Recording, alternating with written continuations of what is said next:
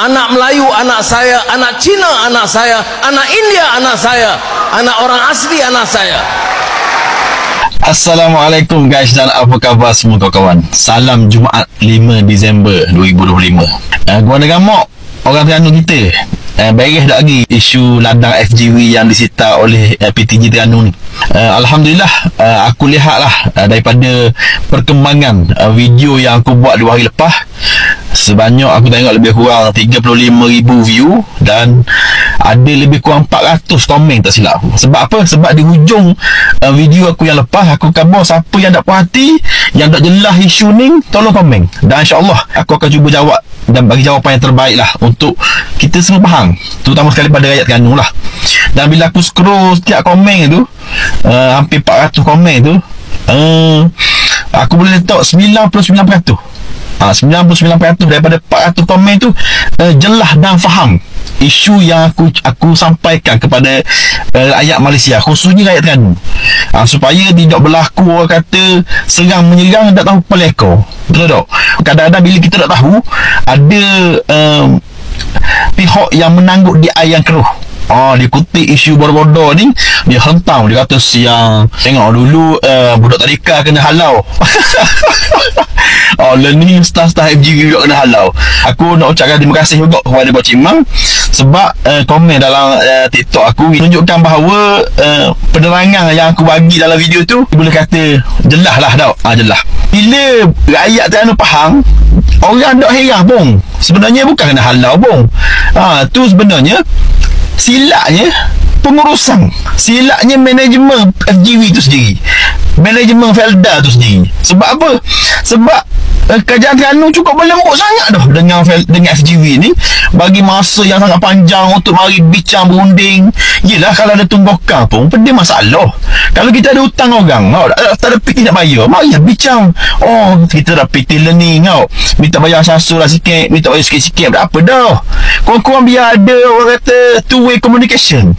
Ni main senyap aje. Jadi apa lagi aku tengok YB Esko Dr. Azman Pak Cik Mang ni macam dia cakap soalan dalam Facebook, tapi tak ada respon langsung daripada Felda. Siang aku tengok Pak Cik Mang. Tapi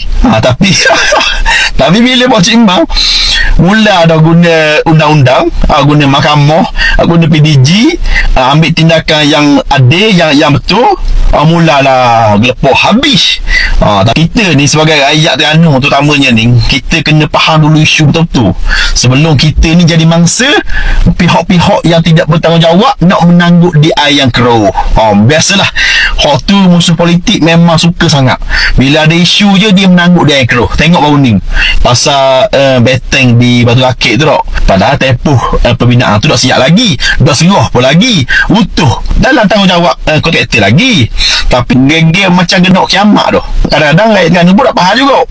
Jalan tu memang tanggungjawab kerajaan negeri, tapi benteng hakisan pemecah ombak tu tanggungjawab kerajaan persekutuan. Dan alhamdulillah juga aku bersyukur Allah Taala, aku lihat rakyat Terengganu ni kata-kata boleh faham isu dah. Boleh faham isu dah. Bila ada musuh atau pihak yang tidak bertanggungjawab nak menangguk di air yang keruh, buat video sedih, staff-staff FGV kena bosong balik, lembek lah, komputer meja habis. Jadi buat video sedih. Memanglah kita tengok sedih. Aku pun sedih sebenarnya, sebab tak patut jadi gini.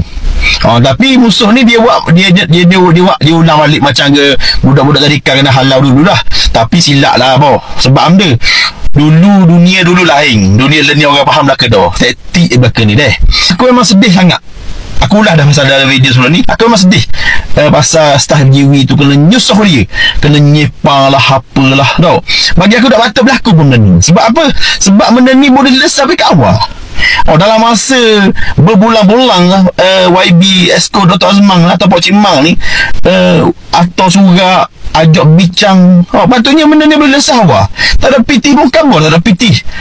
Macam ke hutang kerajaan pusat kepada kerajaan negeri Terengganu, LPT2, aku difahamkan 1 bilion lebih lagi kerajaan persekutuan tak bayar kerajaan negeri. Tak ada masalah. Kerajaan negeri pun tak sita highway tu.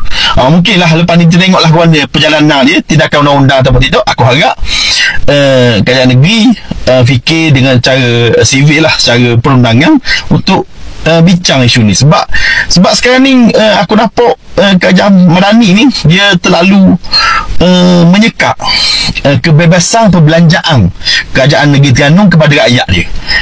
Bukti dia, mu tengok sebelum Anwar Ibrahim jadi Perdana Menteri, royalty ataupun yang di rebrandingkan kepada Wak Ehsan dapat direct kepada Kerajaan Terengganu 1 hingga 2 bilion setiap tahun. Mu tengok tak sebelum PRU15, kenapa Kerajaan Terengganu boleh beri kepada rakyat? Pecen rakyat, dana remaja, dana raya, macam-macam dana boleh beri kepada rakyat. Sebab kerajaan negeri bebas berbelanja dengan duit hasil bumi Terengganu. Tu bukan kita cerita peruntukan yang wajib kepada kerajaan persetujuan kepada kerajaan negeri. Tu suku, tu semua negeri dapat, walaupun dia tak ada minyak, tak ada petroleum. Tapi wang ehsan ni, wang royalty ni adalah pemberian khusus kepada negeri-negeri yang ada minyak saja. 4 negeri je, Terengganu, Kelantan, Sabah. Tu je. Faham lah ke dah? Ada tak faham lagi? Komen lah, InsyaAllah aku jawab lagi. Assalamualaikum warahmatullahi wabarakatuh.